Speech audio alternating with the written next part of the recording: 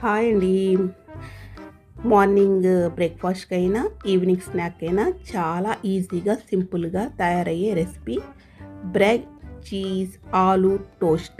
దీనికి కావాల్సింది బంగాళదుంపలు, ఉప్పు, కారం, ఉల్లిపాయలు, కొత్తిమీర, గరం మసాలా, మొత్తము టమాటాలు మొత్తము మనము బాగా కలిపేసుకొని, తర్వాత కలుపుకున్న మిశ్రమాన్ని మనం బ్రెడ్ మీద పరిచేసి, మనము కళాయిలో మూత పెట్టి బాగా అటు ఇటు బాగా వేయించుకోవాలి.